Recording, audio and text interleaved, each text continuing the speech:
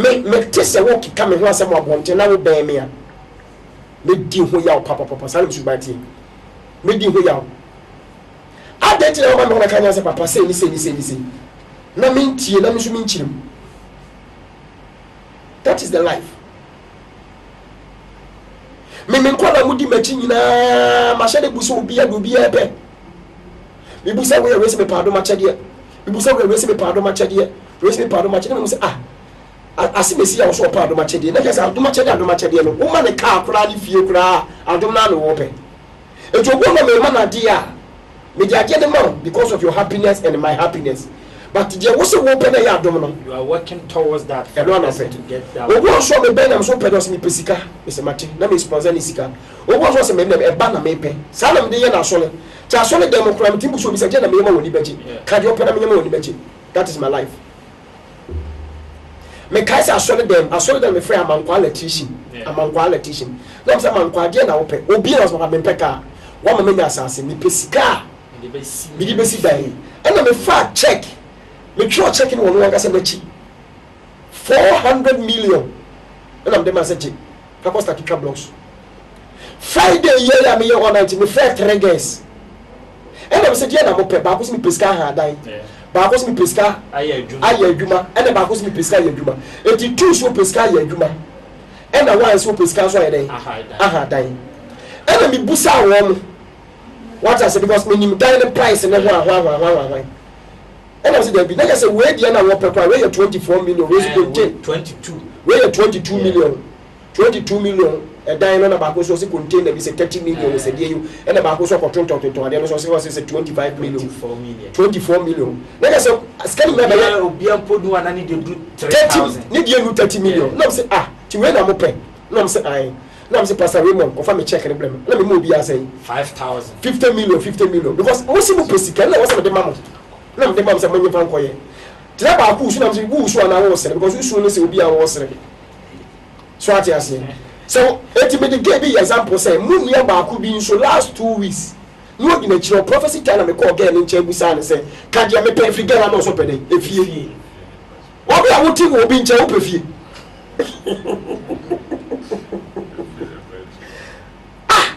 girl ba I say Kemba ma bi a me friend prophecy time wo da kiyosu me se ma ka de wo pe ka se mi pesca ko ha dan na nka me 50 million na 100 million ma so pe fie ma me free me pe fie na do no ye adwuma mpo ni fie na wa wo da kiyosu wa wo nya adwuma like ko fo bo no bu so ka de wo pa ada no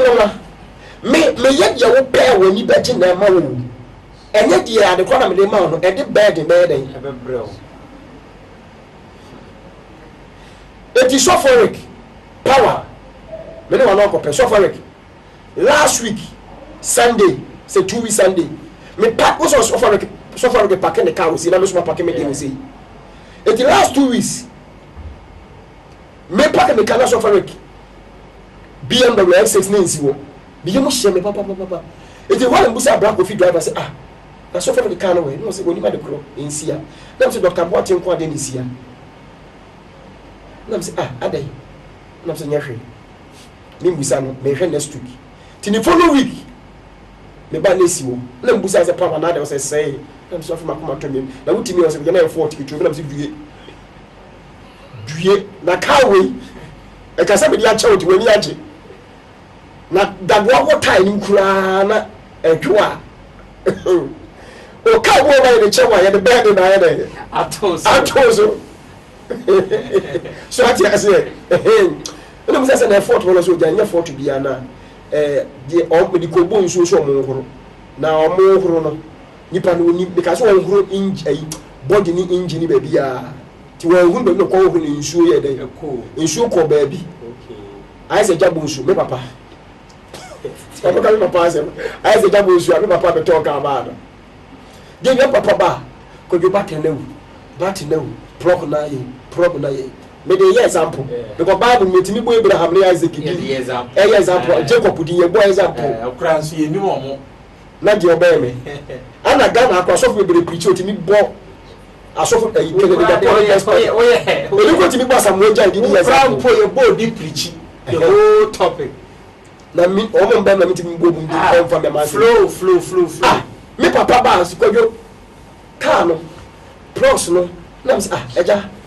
kai mi to ni home use o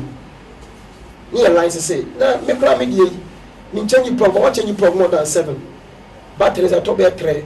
o say me every week be mo huru inchi ni e wa na few ko te me just eja intia and I'm say was week be mo huru mu no say di mfuturo yi and I'm say na the corner was approx na program for no so fit afo no say e ye nsuo na e ko car ni mu de bia no nsuo ni ko gu program no battery mpensu I saw the watch at 2 issue. You know what the proof of watching the best say. And that's what the mobile phone I had. At 2 issue. No, so what for the market? So the day I week be room. So what I say. But already there no. Any big car, a Ford, can afford to be at 20 million, 100 million. Continue. Tell me, I'm a man. So I did go be the mawa. Was had the bread in the mouth. It's me the casa be see as so. Say a we are saying it on a son. But why shall one day? Me pesa beto aso. Your time because e china me ya sole. Eti woni pa bia la wo hweme. E mo TV so. Obi a wo hweme TV so no. E china Tuesday Habo City. Me ya sorry. Me chesika pa me maka enne maka. Me say confess bi me say bi ma no sa bi ba. Me see the whole world we are saying so for being no sika chairman sika che the whole world so for being no sika chairman between the 10 billion to be my council 20 billion 5 billion 2 billion there to my council obo also me fan to na council me dey share me bag in the basin ne kwaya no the kitchen the bedroom was am dey see wo obi so dey na me send mobile money we so be to bank account we so me share na me abre no da ye me no be ka cho say me dey kosi afa ana say ko bank account me di scanner to name me da na me hu ni passe e bia akosi mensa ya wo su ti bank teller ni bisa wa bank phone bisa say na where dey to tu mu bodin say no bank phone bisa wa kasa mami bi ye friend e bia Esther amwako na Selina Mensa anase kwamo wusu anase ya fosua because me didi ya fosua na koyema ho nti bo se bia bank fo be use kama se broni so na medani na maka se medani me ho Peter ebia Gamson and I'm sending from US iti bank fo ni busa se broni ye fe na se Peter Gamson or country be also America US Washington na say bia say name code number is here can you say code number ni say e bi kwa de nani so bete na watwero ni nyina gu paper so dani table so sa etu kwa bank for no predict sa monogram na say Western Union na say one bi go fa ko kire say eni to go say bank for ni bisa no wo say broni ye fe ne say wo say bi ye fe ne Peter Gamson wo so won ye wo say US ye fa wo say Washington and I say bia US kwa about them movies e say Bronx, New York, hey, Washington. Na mabama no. O say okay, nipa no e fa ni say o US say o say dey Toronto e Canada.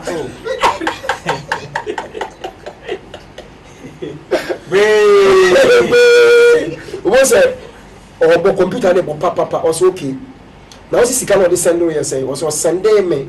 $200,000. O say okay. Okay. Confirm papa no marry drama nipa ne ba was angel but da you look at chance ma minia dancing and na menti as ma minia dancing it will walk out kakra na because of me ameti wona masa ye di me sa fa me refi because nyuma wa ye ne doso me sa to was masa ye say sa salamani na sa bie masa kai bisampa nyana mkazi minia dance ka we di kwa re ba mo dia dancing Shadi Sunday testimony awudi hukumasi. Gaya mani nya abesa no. Wase me ka che ne say 3 times wo be dia dance ya and more country a wo ko. And favesa no so nkyere. Na first one na unya aye no. Wo kai se wo ka kire wadanfo bi sana ye wo ma me fie ni bi na wo wura wadanfo no ma ba ye interview. and no delay ama visa na expire bra when you scan when you visa but when you print ticket anko and I'm say wo catch no and no ye ya when you print ticket we no en fa visa na nkyere nemum fa visa na kyere me obi ni na me ntwa na ukodu abroche ho wia na wo friends wo dua na fa ye de visa no a kyere TV so it is already a make visa na me na me kyere camera no wo edisi wani camera na si because ye dia dance camera ba ko si so ba ko so si eyi so na me say mama fa ma TV so na okodu abroche ho wie no friends wo dua na fa ye de visa no attach testimony na issue it will go no caso so ma mini dance sika we na me dia ma wam si mini dance na maka Yesu asem ni bi Yesu timi se obi yale o se nkanchi obi ya o timi se obi yale o se fa ko kire sofo de je fa ko kire sofo no je se abayifo betima sa betake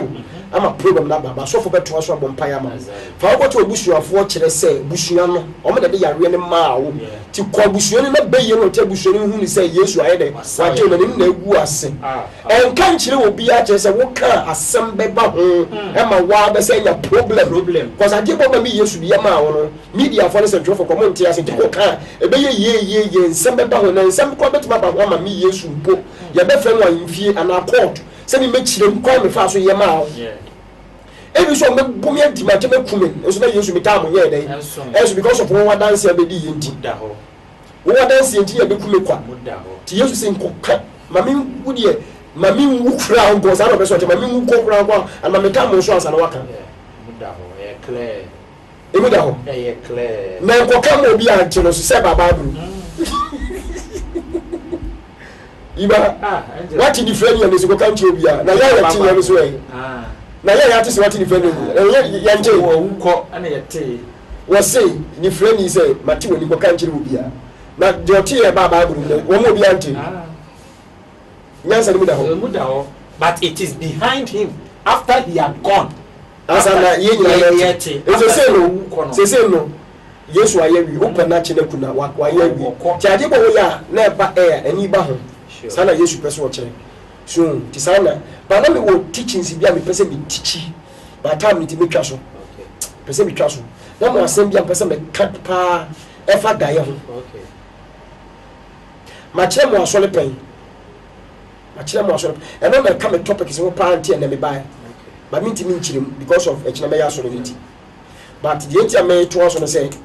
obi opesika bia kina wo mra wo de wonya drum ani mu a nkire obi ni mi pesika na me hwɛ sɛ me de ba besi wo dem wo ama physical ana sɛ me beto bank account so na me ma lutu na ma no twadi e ho na sɛ mpɛ me te obi opesika bia wo mra kina na opɛ awo so mra wa ria ya resɛ na me ntoa so na me nyama no powerful na mpɛ sɛ me kyira de bi mu because me ho sɛ nkofo bi face dreams bi o monte ase ba ma kyerɛ ni wa asɔre ma kyerɛ mu wa asɔre ba bebre nyante ase yi ka me wo live program na ka ma kyerɛ mu what's a Friday ya me all night me catch the game bi say na koma na mo afa obi enim e na mo se kan na won be se me boni pa ko ni din mo ba all night ya life ti be brehwe okay me catch the game bi say o se na koma no so da no obi a stab ben behind from the chi na ma ne be pie na nim e ma me catch ni say ni pa ko no hu no na wode se kan na wo na chi ne be pie na koma e ja na koma ya le no enye nipa na e spirit beye bi na afa na nim ya pese mi kire sa adi nim e koso ngo be bre life mpa and second time even happened say lady be so friend say spirit be fa nim e ba ne chen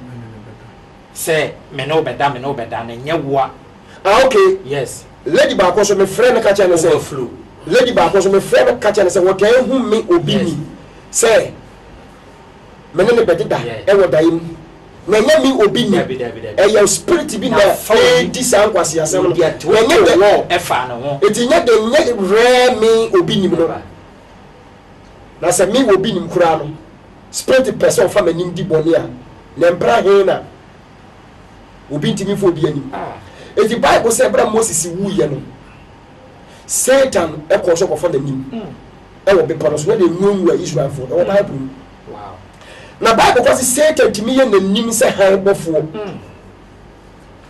eti Jesus a bebre so da ye hu ni na ye re Jesus o e ye Satan bayifo na afa Jesus face me catch now eti bo bi nka say Jesus obi ntimi fa nanim Max na so obi ntimi fa Max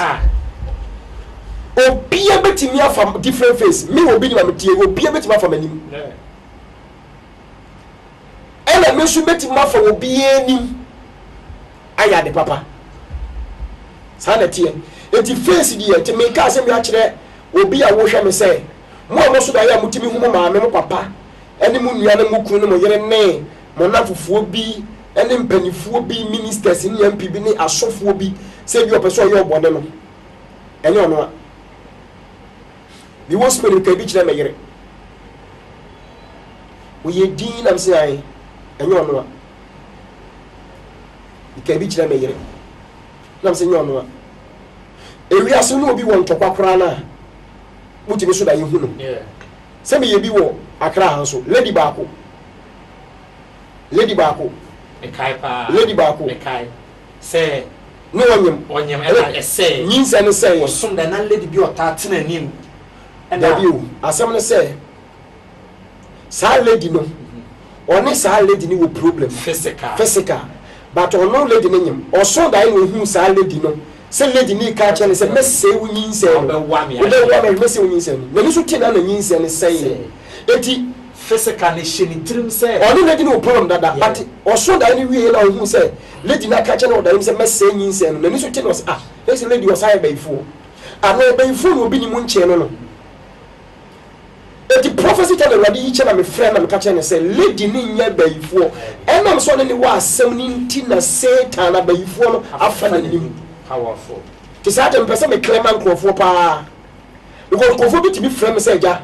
ma so da ye hu asemesi basuda le hu asemesi ko peso ye me bonne na mse nyono a enyo so for Jeff okra no Friday upon no so for Jeff okra ka temse ja masuda ye hu obi a wo be me pa wo me fi asemesi bia wo be me e wo me fi so for Jeff e ja me so da na o peso yi bi na mse nyono a no se papa sa na mse nyono a me yire de me ka temu ye di na mse me ye spiritual works president me what am for the whole world obi any say spiritual work sunsun nyuma di e ho na obi nim for see you will sunsun ma ya ade amani pa no e what am for e fa ware awo ayaresa ne sika no it me kasa na me kire say enye say ya e fa na na say nyono na na say because of nipa no won pe na asem na wota no na wono wo problem nti na Satan wo fie be ya fa na nim akwa to say before person never down what him obefa wo ba ana be ma ne hu feelings ya wo ba ono beda ka bia ka sa asemu yi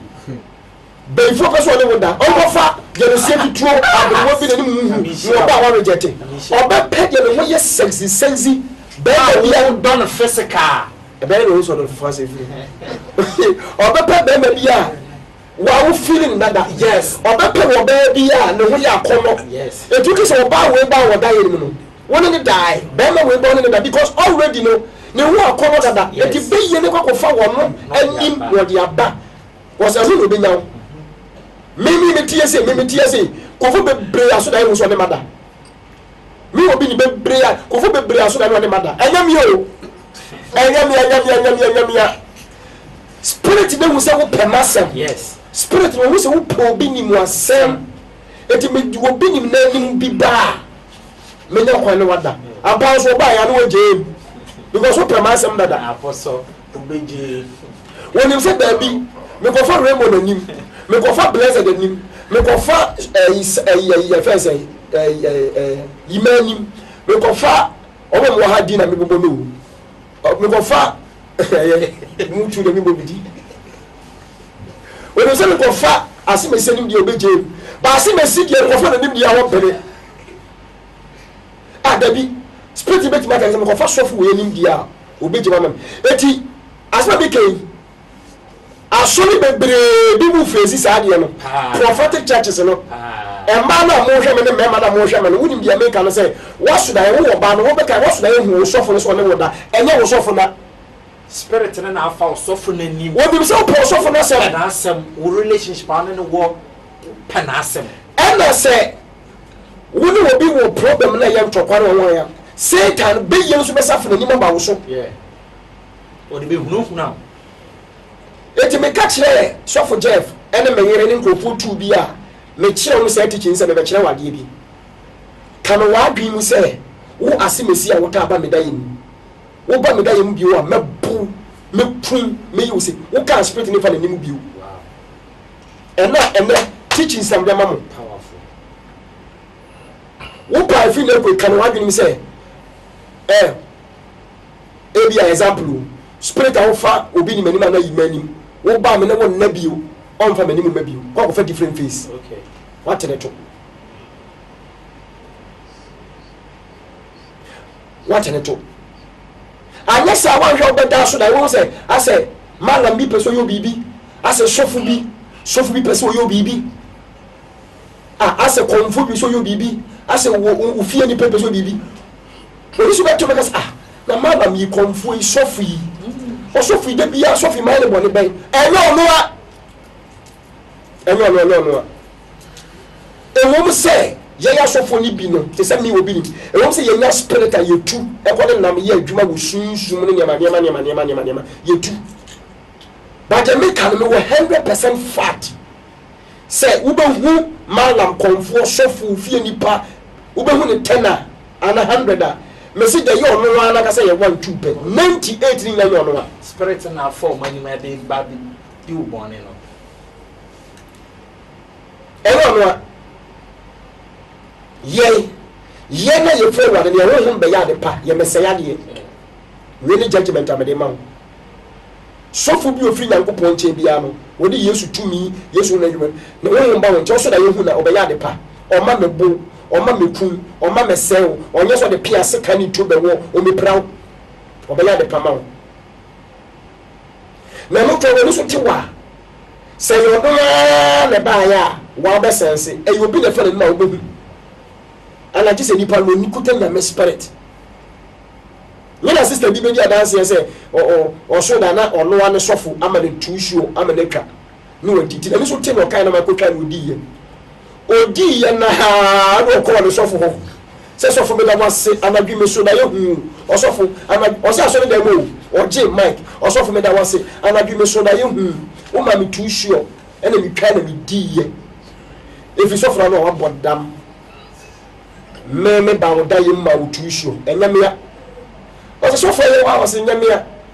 o so ke so for nyawo dia madi eti jimu 20 million o se wa na so for so je ye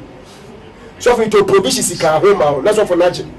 wo se amadwo na wo beda na me catch sister wo nye smart enye wo so for na hu no eye me engineer obi me na me fa wo so for na nim e de baaye because at that time me wo ba bi ye me jo se me fa obi a oba wo nim ba eti go for me brenti mi ka che me jama so da ye me maame me papa obi o wa bonten MP we minister we sofu we no wo ye we be se nya ono a enyo ono a ya nkyira me sa ade na ahohom boni abenfo ni be wia mo ele wo hwe so bete wo ye ni nkofo bi nya ntokwa be dam ana madam we peso okume ana bosu me peso mi se konfo we ana sofu we ana MP we president we o peso mi se peso commission enye wo no a bompa ye yi unguta ti seno spirit na me hu ti wo bo se ye bayi na isa wo prefi na ko nyaadwen no efi na ko nyaadwen no se wo ba me da ye mu bie wa me so ne me ne meti ni ti mabo no spirit no on fa na ni mu mabio that's the key powerful key on mabio on mabio on mabio on mabio on mabio Tima. Yes, God willing, tomorrow we are all meeting at Tema Community 9 Motorway Runabout. All roads leads to Tema. Last week, Angelo Binim didn't come because he went to Spain to visit our mommy and our lovely brother. Yes, he is back. His angelic work, the physical, he has not stopped doing it. God willing, tomorrow, Angelo Bidim, the real angel of God, will score a lot of goals, healing goals. If you are sick, come for your healing. If you want money, come. Angelo Bidim will work money for you. If you are going to write an exam and you want to pass with flying colors, come. The spiritual vice president, the real angel